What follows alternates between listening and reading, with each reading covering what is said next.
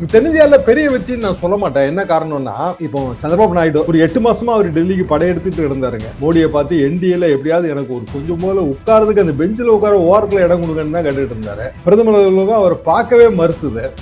இன்னைக்கு வாசகதவெல்லாம் திறந்து வச்சுட்டு ஐயா வாங்க வாங்கன்னு கூப்பிட்டு இருக்காங்க. 370 பிஜேபி தனியா அதானே அவரோட அஜெண்டா. சம்மட்டி அடியா அடிச்சு உணர்த்திருக்காங்க. மோடி தலையில நச்சுன்னு அடிச்சு உணர்த்திருக்காங்க.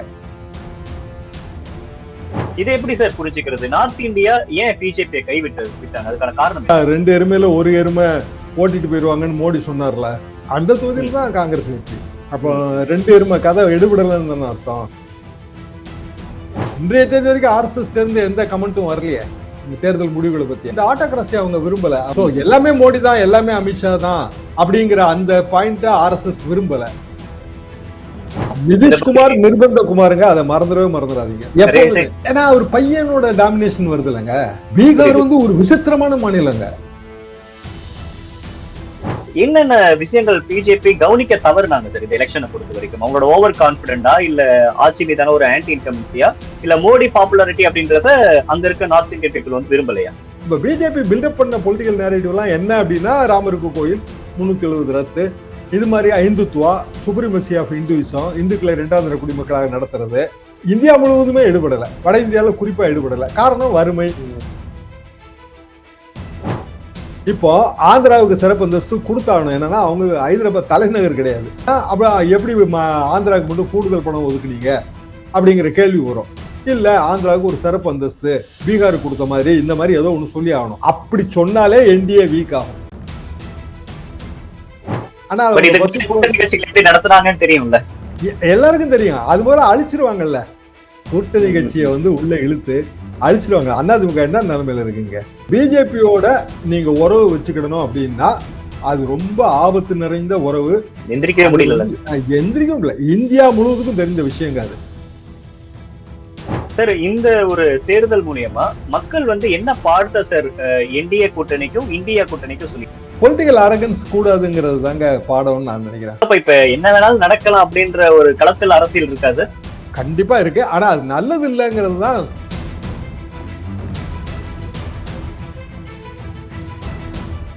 அனைவருக்கும் வணக்கம். இன்றைய சிறப்பு நேர்காணலில் நம்மோடு இணைந்திருக்கிறார் மூத்த பத்திரிகையாளர் தராசு ஷாம் அவர்கள்.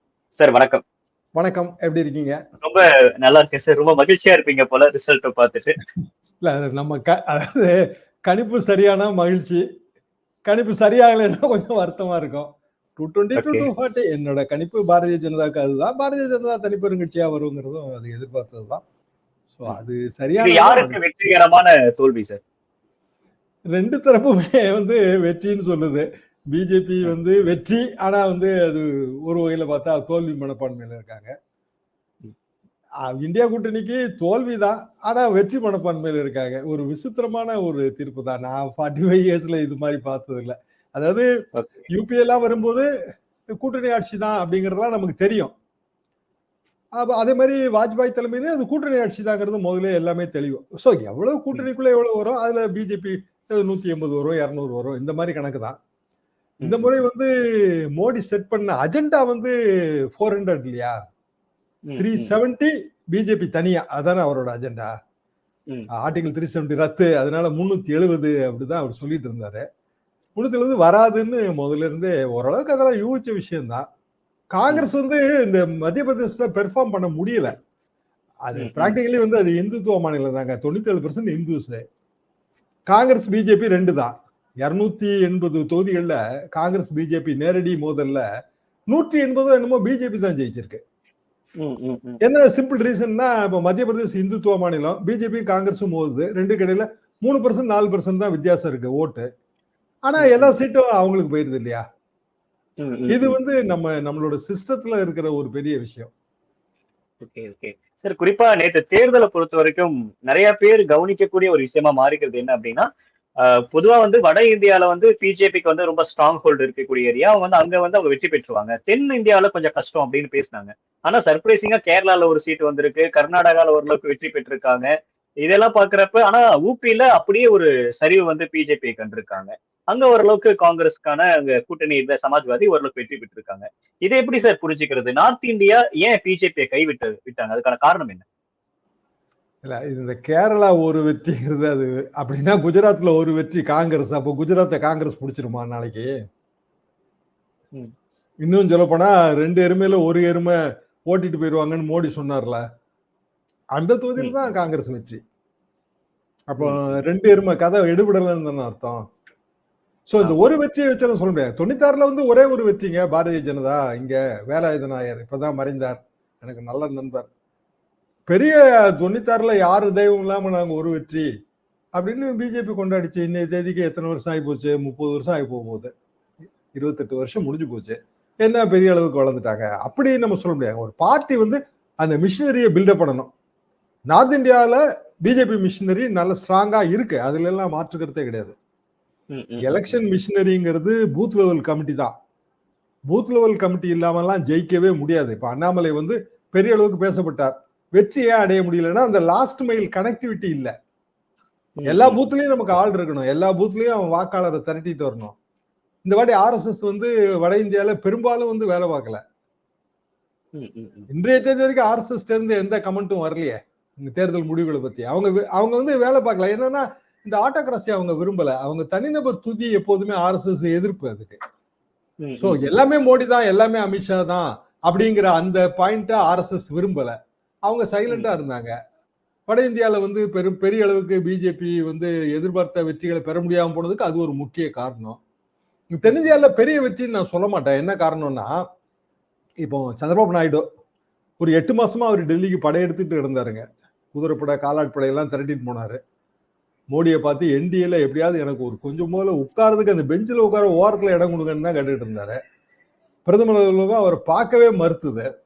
இன்னைக்கு வாசகதவெல்லாம் திறந்து வச்சுட்டு ஐயா வாங்க வாங்கன்னு கூப்பிட்டு இருக்காங்க.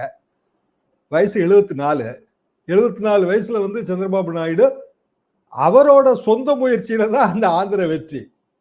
பிஜேபிக்கு அதுக்கு சம்மந்தம் இல்லை. தெலுங்கானா வந்து பிஜேபி பாதி இடம் பிடிச்சிருக்கு, காங்கிரஸ் பாதி இடம் பிடிச்சிருக்கு, அதுக்கு பாராட்டலாம். பிஜேபியோட சொந்த முயற்சி தொடர்ந்து வளர்ந்துகிட்டே வராங்க அவங்க அந்த மாநிலத்துல. அப்போ நாயுடு என்கிற சந்திரபாபு நாயுடு என்கிற ஒரு அரசியல் தலைவர் ஜெகன் என்கிற அரசியல் தலைவருக்கு எதிரான உணர்வு இதுல பெறுகிற வெற்றி வரும்போது, ஒரு சினிமா ஸ்டார் பவன் கல்யாண் சேரும் போது அந்த வெற்றியில பிஜேபிக்கு ஒரு பங்கு கிடைச்சது. யானை சிந்திய சிறு கவலம் எறும்புக்கு உணவாவது போல, அவ்வளவுதான். அது ஆந்திரால பிஜேபிக்கான ஒரு பெரிய ஹோல்டு வந்துருச்சுன்னு நான் நினைக்கல. கேரளால கோபி வந்து பலமுறை நின்னவர் தான். அதே தொகுதியில தோத்தாரு. இப்ப அவரு ஒரு சினிமா ஸ்டார், அவருக்கான வெற்றி இவ்வளவுதான். இதை தாண்டி அது பிஜேபிக்கான வெற்றின்னு பார்க்கல. ஒரிசா வந்து பிஜேபிக்கான வெற்றின்னு நம்ம எடுத்துக்கிடலாம். வெற்றிதான் அது எடுத்துக்கலாம். அப்ப வந்து வி.கே. பாண்டியன் மேல வச்ச அந்த அலிகேஷன் அது கிரவுண்ட்ல இருந்து பிரதிபலிச்சனாலதான் பிஜேபி அந்த பிரச்சாரத்தை கையில் எடுத்தாங்களா? இல்ல, அந்த பிரச்சாரம் கிரவுண்ட்ல இருந்தெல்லாம் பிரதிபலிக்கலங்க. காரணம் என்னன்னா பாண்டியனை பொறுத்த வரைக்கும் அவர் வந்து இப்ப சில மாதங்களுக்கு முன்புதான் கட்சிக்குள்ள போறாரு. அதுக்கு முன்னாடி அவரு முதலமைச்சர் அலுவலகத்துல இருக்கிறாரு. ஒரு ஐஏஎஸ் அதிகாரியா அவரால் என்ன பணியாற்ற முடியுமோ அந்த பணியை ஆற்றிட்டே வராரு. நவீன் பாபுவுக்கு உடம்பு சரியில்லைங்கிறது எல்லாருக்குமே தெரியும். அவரால் ஒரு 10 நிமிஷத்துக்கு மேல கூட பல கூட்டங்கள் அவரால் பேச முடியல. ஸோ பாண்டியன் வந்து அவரோட அந்த ஓவர் ஷேடோ இருக்கிற மாதிரியான ஒரு பாயிண்ட் வந்துச்சு. ஆனா ஒரியா பெருமை என்பது ஒரிசா மாநிலத்துல பெரும்பாலும் வந்து இல்லைங்க. அப்படியான ஒரு உணர்வுள்ள மாநிலம் கிடையாது அது.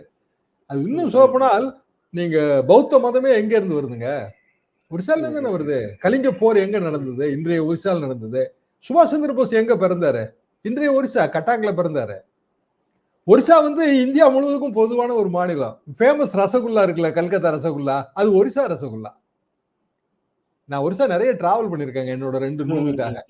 கட்டாக்கு ரொம்ப இன்டீரியர் பகுதிகளுக்கு எல்லாம் போயிருக்கேன். அங்க வந்து ஒரு ஆட்சி தொடர்ந்து 5 முறை இருக்கும்போது இயல்பான ஒரு அலுப்பு ஏற்படுது. ஆனாலும் ஆந்திரா மாதிரி ஜெகனுக்கு குறைவான இடங்கள் கிடைத்த மாதிரி ஒரிசால இல்ல. நீங்க காங்கிரஸும் பிஜேடியும் சேர்ந்தா 70 வந்துருது சட்டமன்றத்துல. பிரச்சனை என்னன்னா சட்டமன்றத்துக்கும் மக்களவைக்கும் ஒரே நேரத்துல தேர்தல் நடக்கும்போது சட்டமன்றம் வந்து சின்ன சின்ன தொகுதிகளால் ஆனது. சின்ன சின்ன ஓட்டு டிஃபரன்ஸ்ல வந்து தொகுதி கைமாறுது. ஆனா அதே சின்ன சின்ன ஓட்டு டிஃபரன்ஸ்ல வந்து எம்பி தொகுதி கைமாறாது. தோத்துறாங்க. ஆனா தருமபுரியில 3 சட்டமன்ற தொகுதி பிஎம் கிட்ட இருந்ததுதான். எம்பி கான்ஸ்டிடியூன்சில. இது வந்து இந்த பாராளுமன்ற தேர்தலுக்கே உரித்தான ஒரு விஷயம். அதனாலதான் ஒரே நாடு ஒரே தேர்தல் வலியுறுத்திட்டே வருது பிஜேபி. ஒரேடியா அடிச்சு எரிஞ்சிடலாங்கிறதான நோக்கம். நம்ம ஏன் அதை எதிர்க்கிறோம்? மாநில உணர்வுகள் வந்து அதுல அடிபட்டு போகுங்கிறதானே. ஓகே சார், இப்ப நம்ம தொடர்ந்து நீங்க கூட நிறைய நேர்காணல்ல பேசிட்டு வரீங்க வந்ததுதான். ராமர் கோவில் அப்படின்றது இந்த எலெக்ஷன்ல பெரிதளவுல பிஜேபிக்கு வந்து ஒர்க் ஆகாது அப்படின்னு நீங்க சொன்ன மாதிரியே ஃபைசாபாத்ல சமாஜ்வாதி வேட்பாளர் தான் வெற்றி பெற்றிருக்காங்க, பிஜேபி தோத்துருக்காங்க. என்னென்ன விஷயங்கள் பிஜேபி கவனிக்க தவறுனாங்க சார் இந்த எலெக்ஷனை பொறுத்த வரைக்கும்? அவங்களோட ஓவர் கான்பிடண்டா, இல்ல ஆட்சி மீதான ஒரு ஆன்டி இன்கமன்சியா, இல்ல மோடி பாப்புலாரிட்டி அப்படின்றத அங்க இருக்க நார்த் இந்தியன் பீப்புள் வந்து விரும்பலையா? பாப்புலாரிட்டின்னு சொல்றதை விட கூடங்க, மோடி முன்வைத்த programmes, policies, submissions, electoral submissions சொல்லுவோம் இல்லையா? நம்ம வந்து வாக்காளர்கள் மத்தியில ஒரு சில விஷயங்களை கொண்டு போய் சேர்ப்போம். நீங்க நேரேட்டிவ்னு சொல்லுவீங்க, நாங்க எலக்டோரல் சப்மிஷன் சொல்லுவோம். அப்போ ஒரு சில விஷயங்களை நம்ம முன் வைக்கிறோம். அது வாக்காளர்கள் கவனத்தை கவரணும். ஒரு காலத்துல வந்து ஆன்டி இந்தி எஜுகேஷன் காலத்துல இந்தி எதிர்ப்பை முன் வைத்தார்கள். நீங்க இன்னைக்கு பாருங்க, எலக்டோரல் இஷ்யூல இந்தி எதிர்ப்பு ஒரு பாயிண்டா இருக்கா தமிழ்நாட்டுல? இப்ப ஏன் இலங்கை தமிழர் பிரச்சனை கச்சதீவே எடுபடலையே. என்னன்னா அது வந்து அந்த பொலிட்டிக்கல் சப்மிஷன்ல வரமாட்டேங்குது, பொலிட்டிக்கல் நேரேட்டிவ் உள்ள. அப்ப பிஜேபி பில்டப் பண்ண பொலிட்டிக்கல் நேரேட்டிவ் எல்லாம் என்ன அப்படின்னா, ராமருக்கு கோயில் 370 ரத்து, இது மாதிரி இந்துத்துவா, சுப்ரீமசி ஆஃப் இந்துயிசம், இந்துக்களை இரண்டாம் தர குடிமக்களாக நடத்துறது, இது மாதிரியான விஷயங்கள் இந்தியா முழுவதுமே எடுபடல, வட இந்தியாவில குறிப்பா எடுபடல. காரணம் வறுமை, வேலையில்லா திண்டாட்டம், அந்த அன்றாட பிரச்சனை தான் அதுக்கு காரணம். அதைத்தான் அவன் பெருசா நினைச்சான்.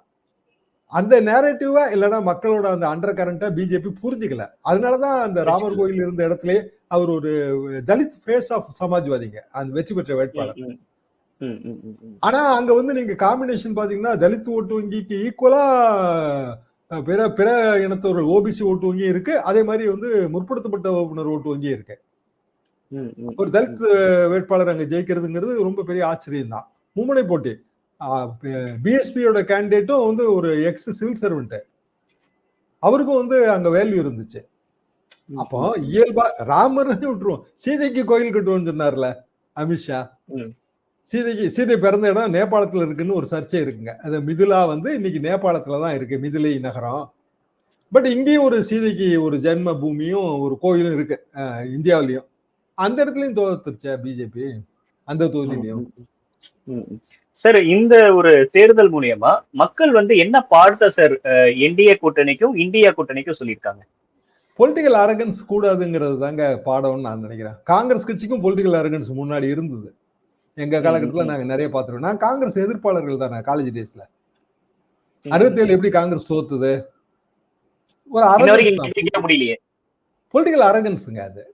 அந்த அரசியல் ஆணவம் இருக்கு பாத்தீங்களா, அது வந்து மக்களை ரொம்ப புண்படுத்தும், வாக்காளர்களை. 80ல வந்துங்க எம்ஜிஆர் வந்து வருமான உச்சவரம்பு கொண்டு வர்றாரு இடஒதுக்கீட்டுக்கு 9,000 ரூபாய். அதை வந்து எல்லாரும் எதிர்க்கிறாங்க. அந்த அரசாணையோட நகலெல்லாம் எரிச்சு சாம்பலை வந்து இந்த எதிர்ப்பு அணிகள் அப்புறம் திராவிடர் கழகம் எல்லாம் அனுப்புது கோட்டைக்கு. நாவலர் ஒரு மந்திரி எம்ஜிஆர் அமைச்சரவையில், அவர் என்ன சொன்னாருன்னா, நிறைய சாம்பல் அனுப்புங்க, எங்க கோட்டையில இருக்கிற பூச்செடிகளுக்கெல்லாம் அதை உரமாக வைக்கிறோம்னாரு. கதை கந்தல், அதோட அவுட். ஏன்னா இது பொலிட்டிக்கல் அரகன்ஸ். சரி, ஒரு விஷயம் அது வந்து மக்களின் உயிர் நாடி பிரச்சனை, அது தவறா நீங்க முடிவு எடுக்கிறீங்க, எதிர்ப்பு தெரிவிக்கிற விதமாக அதை சாம்பலை அனுப்புறாங்க. இது ஜனநாயகத்தோட உரிமை இல்லையா? சாம்பலை நாங்கள் உரமாக போடுவோம்னு சொன்னா அப்ப நீங்க மதிக்கலன்னு ஆயிருது. மக்கள் உணர்வுகளை நீங்க மதிக்கல. அப்ப வந்து இந்த மதம், இனம் இதெல்லாத்தையும் தாண்டி அன்றாடமா மக்களை பாதிக்கக்கூடிய அந்த விலைவாசி உயர்வு, வேலை வாய்ப்பின்மை, இது எல்லாமே மக்கள் உணர்த்திருக்காங்க அரசாங்கத்துக்கு அப்படின்னு நம்ம எடுத்துக்கலாம். அது சம்மட்டி அடியா அடிச்சு உணர்த்திருக்காங்க. மோடி தலையில நச்சுன்னு அடிச்சு உணர்த்திருக்காங்க. அமித்ஷா தலையில நச்சுன்னு அடிச்சு உணர்த்திருக்காங்க. அப்படிதான் நம்ம எடுத்துக்கிடணும். என்ன காரணம்னா, டோட்டலாவே அவங்க டிஸ்பிளே பண்ண எல்லாமே அரகன்ஸ் தான். மத்திய புலனாய்வுத்துறை புலனாய்வுகளை தவறாக பயன்படுத்துதல், கரப்ஷன் நாங்க ஒழிச்சிருவோம், கரப்ஷனே இருக்கக்கூடாது அப்படின்னா பிஜேபி ஆள்ற மாநிலங்களில் கரப்ஷன் இல்லையாங்கிற கேள்வி இயல்பா வரும்ல. பிஜேபிக்கு எப்படி இவ்வளவு பணம் கிடைச்சதுங்கிற கேள்வி வரும்ல. எலக்டோரல் பாண்ட் ஸ்கீம் சுப்ரீம் கோர்ட்டே வந்து அதை அடிச்சது. அமித்ஷா என்ன சொன்னாரு, அது நல்ல ஸ்கீம் தான், நாங்க வேற ரூட்ல அதை கொண்டு வர போறோம்னாரு. தேர்தல் முடிஞ்ச பிறகு வேற ரூட்ல கொண்டு வர போறோம். அதானே அவர் சொன்ன வாதம். அப்ப சுப்ரீம் கோர்ட் ஒரு விஷயத்த இல்லீகல்னு சொல்லுது, அதை வந்து ரத்து பண்ணுது, நான் வேற ரூட்ல கொண்டு வருவேன்னு சொன்னா அது என்ன பொலிட்டிக்கல் அரகன்ஸா இல்லையா? சார் இறுதியா ஒரு கேள்வி சார். 2014-19 இதை காட்டிலும் வந்து இப்ப வந்து அவங்களுக்கு அந்த அளவுக்கான ஒரு மெஜாரிட்டி இல்லை அப்படின்றப்ப தெலுங்கு தேசம் பார்ட்டி அதுக்கப்புறம் நிதிஷை நம்பிதான் அவங்க ஆட்சியை நடத்த வேண்டிய கட்டாயம் இருக்கிறப்ப அவங்க கை கட்டின நிலைமையில இருக்கக்கூடிய அந்த கவர்மெண்ட பாஜக வந்து எப்படி கொண்டு போவாங்கன்னு நினைக்கிறீங்க? இது போக இன்னும் நிறைய சின்ன கட்சிகளையும் நம்பி இருக்கணுங்க. என்டிஏல வந்து நிறைய கட்சிகள் இருக்கு. ஆமா, எல்லாம் 2 சீட்டு 3 சீட்டு, அப்னாதில் கூட 1 சீட் இருக்கு. ஒரு சீட்ல வாஜ்பாய் கவர்மெண்ட் தோத்ததையும் நம்ம ஞாபகப்படுத்த இந்த நேரத்தில் நினைவுபடுத்த வேண்டியது இருக்கு. சோ ஒவ்வொரு சீட்டும் முக்கியங்கிற நிலைமையில தான் இன்னைக்கு தேதிக்கு என்டிஏ கூட்டணி இருக்கு. மோடி இல்லாத ஆட்சின்னு என்டிஏல இருக்கிற பிற கட்சிகள் முடிவெடுத்தா மோடி இருக்க மாட்டாரு. ஏன்னா அவருக்கு 75 ஆக போகுது. ஆமா, மத்த கட்சிகள் தானே. இப்போ பார்லிமெண்டரி பார்ட்டிக்கு ஒருவரை தேர்ந்தெடுக்கிற உரிமை இருக்கு. அப்போ பிஜேபியோட பார்லிமெண்டரி பார்ட்டி யாரை வேணாலும் தேர்ந்தெடுக்கலாம் மோடி வரைக்கும். ஆனா அந்த மெஜாரிட்டி 240 தானே வரும். என்டையர் பார்லிமெண்டரி பார்ட்டியும் மோடிக்கு ஆதரவா இருக்கிறதா நம்ம நினைச்சுக்கிட்டா அப்படி ஆதரவா இருக்காது. என்ன காரணம்னா கோர்ஸ் ஆஃப் பொலிட்டிக்கல் டிஸ்கோர்ஸ்ல மோடி உட்கட்சிக்குள்ள நிறைய எதிரிகளை சம்பாதிச்சு வச்சிருக்காரு. மோடியும் அமித்ஷாவும் அவங்க யாரையுமே மதிச்சது கிடையாது. இப்போ சௌஹானை எங்க மதிச்சிருக்காங்க? வசுந்தராவுக்கு என்ன செஞ்சாங்க? கட்கரி என்னை தோக்கடிக்கிறதுக்கே முயற்சி பண்ணாங்கன்னு அவரே தான் ஓப்பனா சொல்லியிருக்காரு. இதெல்லாம் பேசப்படும், ஆனா நமக்கு தெரியாது. அது எல்லாமே உள்ள அந்தரங்கத்துலதான் அவங்க பேசுவாங்க. அந்த ஆர்எஸ்எஸ்க்கான கட்டுப்பாடு இருக்கிறதுனால அவங்க வெளி இதுக்கு வரவே மாட்டாங்க, ஆனா உள்ள பேசுவாங்க. அப்போ மோடியை தான் தேர்ந்தெடுப்பாங்க அப்படின்னு நிச்சயமா சொல்ல முடியாது.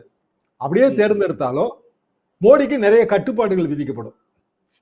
ஃப்ரீ ஹேண்டா செயல்பட முடியாது. இப்போ உதாரணமா ஹோம் மினிஸ்ட்ரி அவர் சந்திரபாபு நாயுடு கேட்டாருனாலோ இல்ல நிதிஷ்குமார் கேட்டாலோ என்ன பண்ணுவாங்க? டெப்டி பிரைம் மினிஸ்டர்ஷிப் ஒண்ணும் பண்ண முடியாது. அதான் சிக்கல். சரி, நிதிஷ்குமார் வந்து அவர் பையனை ப்ரொமோட் பண்றாருங்க, நிஷாந்த் குமார. 49 வயசு ஆகுது பையன். இப்பதான் ஒரு 3-4 கேம்பெயினுக்கு தான் கூப்பிட்டு வந்தாரு. அங்கே நிதிஷ்குமார் கட்சிக்குள்ளே பெரிய அதிருப்தி. இப்ப அந்த பையனுக்கு அவர் எம்பி வேட்பாளரும் கிடையாது. பையனுக்கு ஒரு மத்திய மந்திரி பதவி வாங்கி தராருன்னு வச்சுக்கோ. உதாரணமா அன்புமணி எம்பி வேட்பாளரே இல்லாதப்பதான் மத்திய மந்திரி ஆனாரு. அதுக்கு பிறகுதான் ராஜ்யசபா எம்பி ஆனாரு.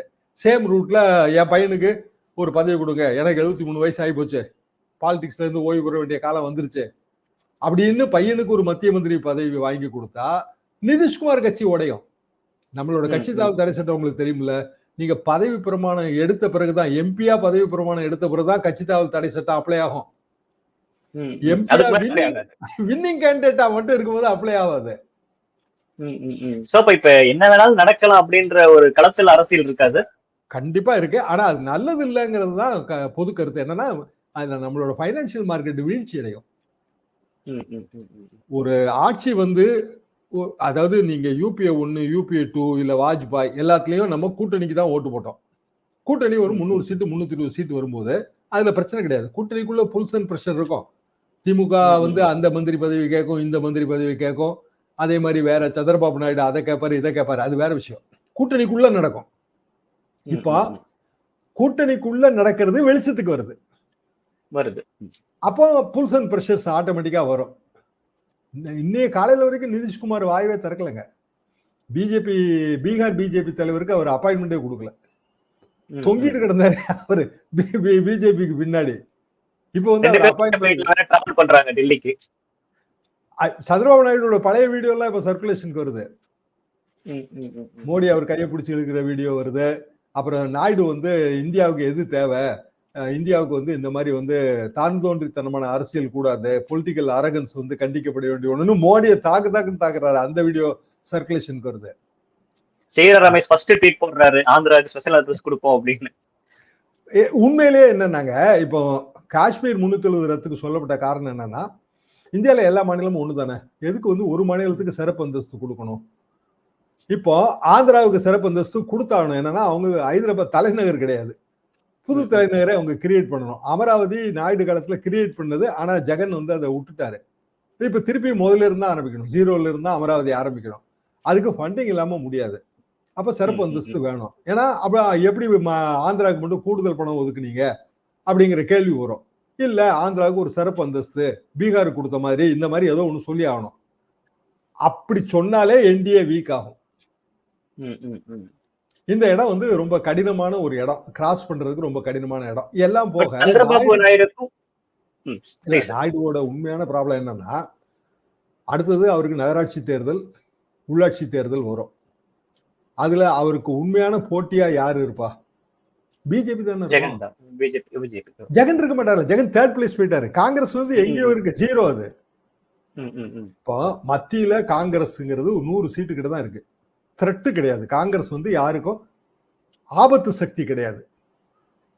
100 சீட்டு கொண்ட இந்தியா கூட்டணி ஆட்சி அமைச்சாலும் அதுல வந்து திமுக இருக்கும், திரிணாமுல் காங்கிரஸ் இருப்பாங்க, வெவ்வேறு கட்சி இருக்கும்.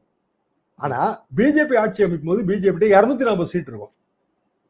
அப்ப பிஜேபி சந்திரபாபு நாயுடுக்கு த்ரெட்டா, காங்கிரஸ் வந்து சந்திரபாபு நாயுடுக்கு த்ரெட்டா உள்ளூர் அரசியல்ல? இதே கேள்வி நிதிஷ்க்கும் பொருந்தும். பிஜேபி தான் த்ரெட். ஏன்னா அவங்களோட ட்ராக் ரெக்கார்டே அப்படியான ட்ராக் ரெக்கார்டு. அவங்க நினைச்சா வந்து இடி ஏவுவாங்க. அந்த பழைய வீடியோல அதெல்லாம் சுத்துது. இடி, இன்கம் டாக்ஸ், சிபிஐ எல்லாம் தவறா பயன்படுத்துறாங்கன்னு மோடியை அவர் கடுமையா தாக்கியிருக்காரு. அப்போ மோடி அமித்ஷாவோட கேரக்டர் இன்னைக்கு வேணா அவங்க வந்து பசுத்தோல் போத்திக்கிடலாம், இன்னைக்கு தேவைங்கிறதுக்கு. ஆனா நடத்துறாங்கன்னு தெரியும்ல, எல்லாருக்கும் தெரியும். அது போல அழிச்சிருவாங்கல்ல கூட்டணி கட்சியை வந்து உள்ள இழுத்து அழிச்சிருவாங்க. அதிமுக என்ன நிலைமையில இருக்குங்க? எந்திரிக்க முடியல. இந்தியா முழுவதுக்கும் தெரிந்த விஷயங்க அது.